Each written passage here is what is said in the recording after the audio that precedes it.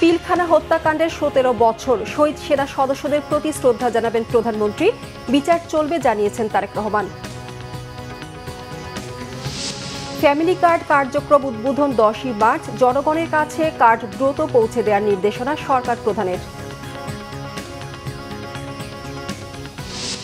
যুক্তরাষ্ট্রের ওয়াশিংটন ও মিজৌরি অঙ্গরাজ্যে ছুরিকাঘাত ও গুলিবর্ষণের ঘটনায় 2 পুলিশ কর্মকর্তা সহ 8 জন নিহত।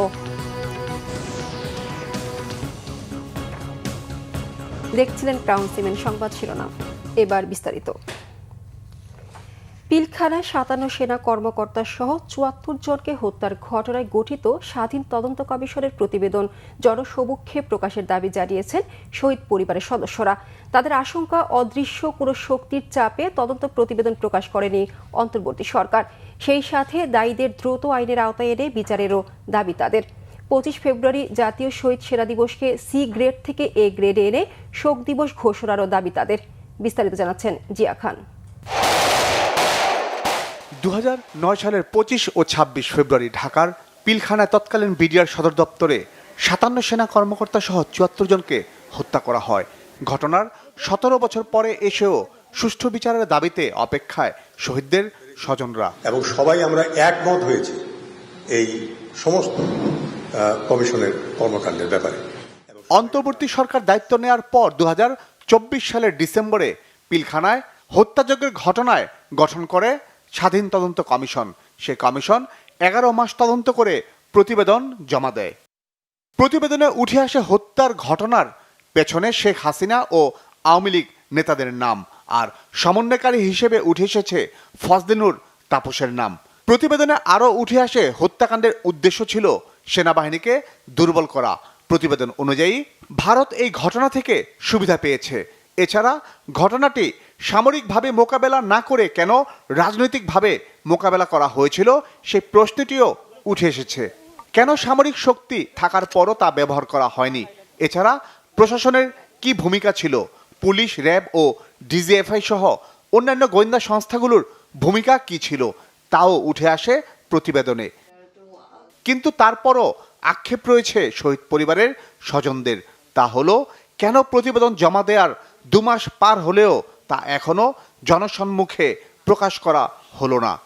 আনফরচুনেটলি তাদের প্রেস কনফারেন্সের যে ডিটেলসগুলো শুধু ওগুলাই আমাদের কাছে আছে, কিন্তু এত যে ডিটেইলড একটা রিপোর্ট করা হয় এই রিপোর্টটা আজ পর্যন্ত আমাদের হাতে আসা হয়নি। আসলে এই রিপোর্টটা তো করা হয়েছে বিচার করার জন্য, তাহলে আপনি বিচার করবেন, কিন্তু রিপোর্টটা তো প্রকাশ করা ছাড়া তো আপনি বিচার করতে পারবেন না। প্রতিবেদনে কি আছে তা জাতিকে না জানানোর পেছনে অদৃশ্য শক্তিরই অস্তিত্ব পায় শহীদ পরিবারের সদস্যরা। একটা দুটা তো না, বাংলাদেশে তো অন্যায় হত্যা হয়েই যাচ্ছে। তো সেই ক্ষেত্রে আমাদের মনে হয় যে সবসময় কোনো একটা শক্তি কাজ করে যারা জিতে যায় আর আমরা হেরে যাই। যারা এখনো সিস্টেমে কিছুটা ইন্টিগ্রেটেড অথবা সিস্টেমে যারা আছে তাদের সাথে রিলেটেড, তো এই নামগুলো যদি রিভিলড হয় একের পর এক তাদেরকেও চ্যালেঞ্জ করা হবে। জাতীয় শহীদ সেনা দিবসকে এ গ্রেডে উন্নীত করারও দাবি তাদের। জাতীয় শহীদ সেনা দিবস ঘোষণা করা হয়েছে, তো এই দিবসটাকে যেন শোক দিবসের ক্যাটাগরিতে নিয়ে যাওয়া হয়। শহীদ সেনাদের গ্যাজেট প্রকাশেরও দাবি জানান তারা। আমরা তো চলে যাব, আমাদের বাচ্চারা তখন কি হিসাবে, শহীদের যে সন্তান তারা কি দিয়ে প্রচার নিজেদের পরিচয় দিবে? তাদের তো একটা কষ্টের জায়গা, সাথে সাথে যদি শহীদের মর্যাদাটা পায় তাহলে তাদের একটা স্বীকৃতি, অ্যাবসলিউটলি যে স্বীকৃতিটা এটা একান্তই কাম্য। দেশের অস্তিত্ব ও সার্বভৌমত্ব রক্ষার স্বার্থেই পিলখানায় হত্যার ঘটনার উদ্দেশ্য এবং মাস্টারমাইন্ডদের জাতির সামনে নিয়ে আসা দরকার, অভিমত শহীদদের স্বজনদের। জিয়া খান, বাংলা ভিশন, ঢাকা। সদস্যদের প্রতি শ্রদ্ধা জানাচ্ছেন প্রধানমন্ত্রী তারেক রহমান। আপনাদের সরাসরি নিয়ে যাচ্ছে সেখানে।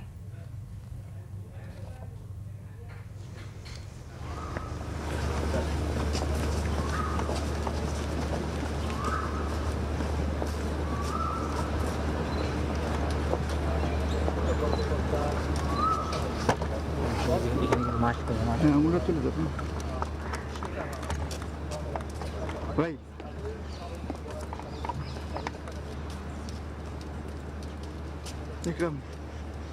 উপস্থিত শহীদ, এখন পবিত্র কোরআন থেকে তিলাওয়াত ও তর্জমা করা হবে।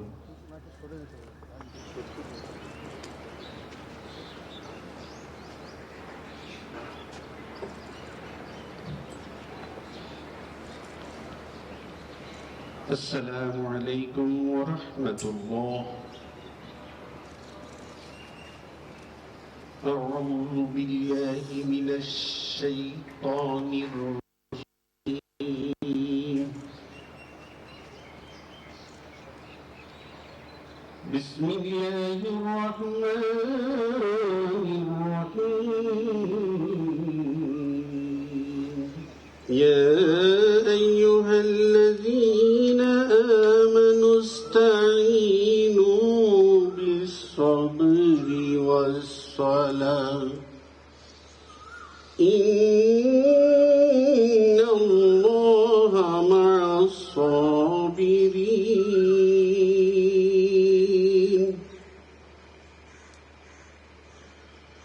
ولا تقولوا لمن يقتل في سبيل الله أموات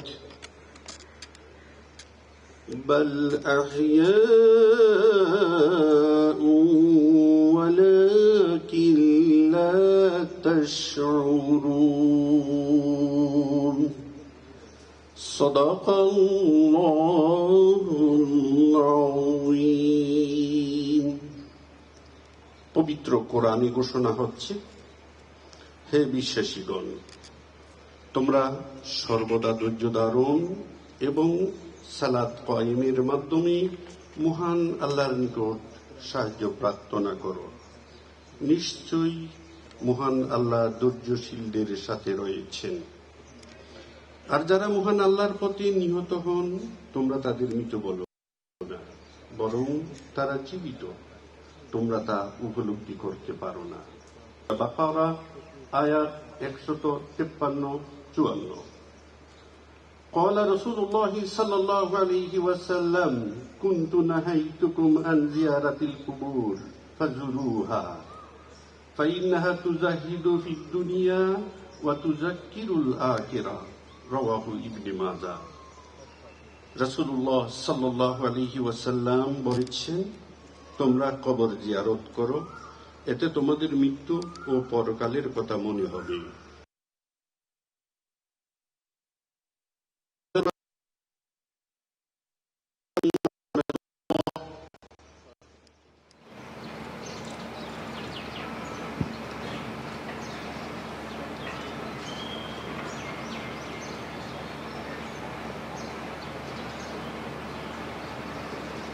এখন মহামান্য রাষ্ট্রপতি পুষ্পস্তবক অর্পণ করবেন।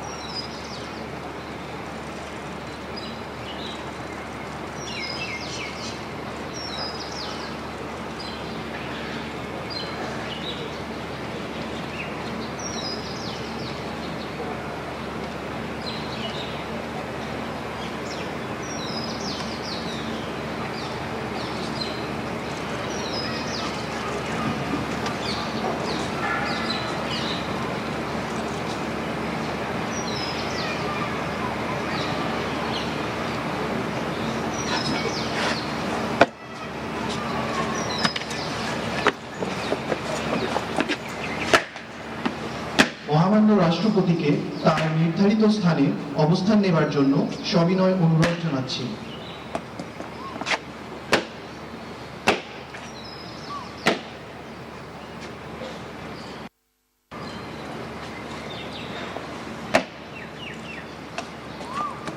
এখন পুষ্পস্তবক অর্পণ করবেন মাননীয় প্রধানমন্ত্রী।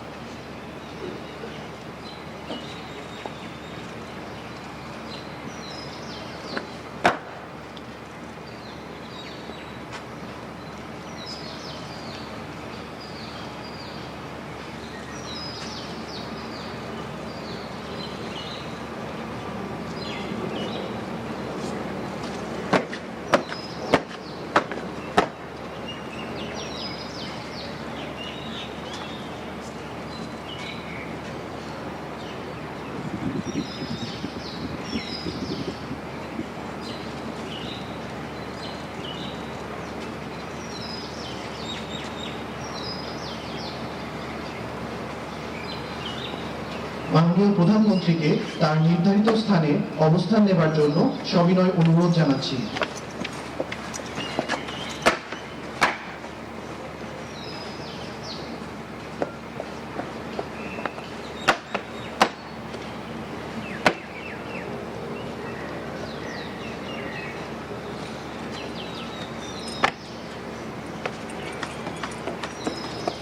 সুধীমণ্ডলী, আমরা এখন শহীদদের প্রতি সম্মান প্রদর্শনের জন্য 1 মিনিট নীরবতা পালন করব।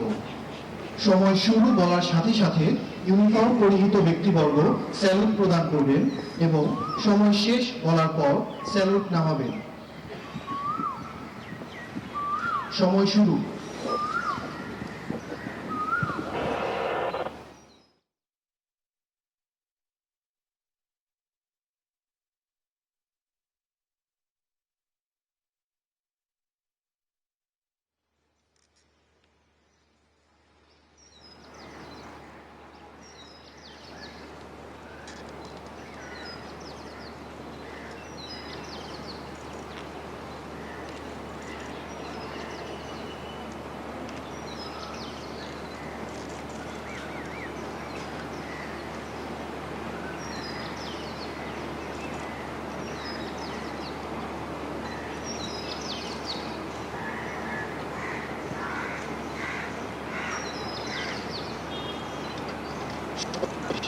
সময় শেষ।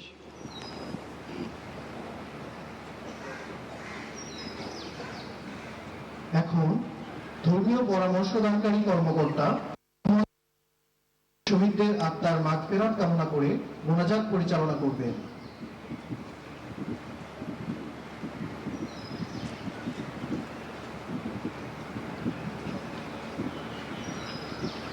আমরা সকলে মন মনে একবার সূরা ফাতিহা কিংবা সূরা ইখলাস এবং দরুদ শরীফ পড়ি। বিসমিল্লাহির রহমানির রহিম। আলহামদুলিল্লাহি রাব্বিল আলামিন আর-রাহমানির রহিম মালিকি ইয়াউমিদ্দিন। ইyyaka na'budu wa iyyaka nasta'in ihdinas siratal mustaqim siratal ladzina an'amta 'alaihim ghayril maghdubi 'alaihim waladdallin. Amin. Bismillahir rahmanir rahim. Qul huwallahu ahad, Allahus samad. لم يلد ولم يولد ولم يكن له كفوا أحد. بسم الله الرحمن الرحيم. قل هو الله أحد الله الصمد لم يلد ولم يولد ولم يكن له كفوا أحد. بسم الله الرحمن الرحيم. قل هو الله أحد الله الصمد لم يلد ولم يولد ولم يكن له كفوا أحد. اللهم صل على محمد وعلى آل محمد كما صليت على إبراهيم وعلى آل إبراهيم إنك حميد مجيد.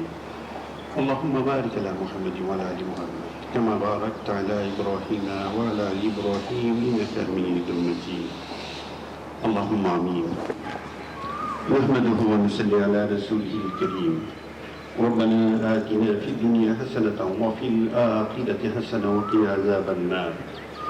يا الله আমাদের তিলাওয়াত, দোয়া, মুনাজাত এবং নেক আমল সমূহ কবুল করুন। আমাদের নেক আমল সমূহের সওয়াব বহুগুণ বৃদ্ধি করে বিশ্বনবীর রওজা মুবারকে পৌঁছে দিন। রব্বুল আলামিন পিলখানায় শাহাদাত বরণকারী শহীদগণের আমলনামায় এর সওয়াব পৌঁছে দিন। আয় আল্লাহ, এই কবরস্থানে শায়িত কবরবাসীগণের আমল নামায় আমাদের নেক আমল সমূহের সওয়াব পৌঁছে দিন। তাদের কবরগুলোকে জান্নাতের নূর দ্বারা আলোকিত করে দিন। রব্বুল আলামিন শহীদগণের পরকালীন জীবনকে শান্তিময় করে দিন। তাদের ভুল ত্রুটি মাফ করে সকলকে চিরশান্তির জান্নাতুল ফেরদাউস দান করুন। এই দয়াময় আল্লাহ, শহীদগণের স্ত্রী, ছেলে মেয়ে, মা বাবা, ভাই বোন, আত্মীয় স্বজন, সহকর্মী, গুণগ্রাহী সকলকে বিভিন্ন বিপদ মুসিবত থেকে হেফাজত করুন। সকলকে সর্বদা ধৈর্য ধারণ করার তৌফিক দান করুন। আমাদের সকলের উপর আপনার খাস রহমতের ছায়া বিস্তার করে দিন। রব্বুল আলামিন বাংলাদেশ সশস্ত্র বাহিনীর যত সদস্য দেশে বিদেশে শান্তি মিশনে যে যেখানে যে দায়িত্বে নিয়োজিত আছে, আল্লাহ সবাইকে আসমানি জমিনি বিপদ আপদ থেকে হেফাজত করুন।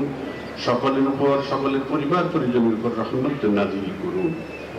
আয় আল্লাহ, আমাদের দেশের সার্বিক শান্তি সমৃদ্ধি দান করুন। আমাদের দেশকে ও দেশবাসীকে হেফাজত করুন। আয় আল্লাহ, আমাদের ভুল ত্রুটিগুলো আপনি ক্ষমা করে দিন। রব্বুল আলামিন আমাদের দোয়াকে আপনি কবুল করুন। রব্বিরহামহুমা কামা রাব্বায়ানি সগীরা। ربنا تقبل منا إنك أنت السميع العليم وتب علينا إنك أنت التواب الرحيم آمين برحمتك يا أرحم الراحمين।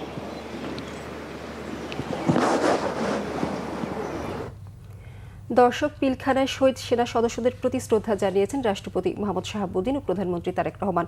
আমরা এতক্ষণ সেখানে ছিলাম বনানী সামরিক অবস্থানে। চলে যাচ্ছে পরের সংবাদে। সরকারের প্রতিশ্রুত ফ্যামিলি কার্ড চালু নিয়ে সভা অনুষ্ঠিত হয়েছে। প্রধানমন্ত্রী তারেক রহমানের সভাপতিত্বে গতকাল মন্ত্রী পরিষদ বিভাগের সম্মেলন কক্ষে এই সভা হয়। এতে অর্থমন্ত্রী আমির খসরু মাহমুদ চৌধুরী ও সমাজ কল্যাণ মন্ত্রী অধ্যাপক ডাক্তার জেড জাহিদ হোসেন সহ মন্ত্রী, প্রতিমন্ত্রী সহ সংশ্লিষ্টরা উপস্থিত ছিলেন। প্রতিশ্রুতি অনুযায়ী দ্রুত কিভাবে ফ্যামিলি কার্ড জনগণের কাছে পৌঁছানো যায় সে বিষয়ে আলোচনা হয়েছে সভায়। আগামী 10 মার্চ ফ্যামিলি কার্ডের উদ্বোধন করবেন প্রধানমন্ত্রী তারেক রহমান।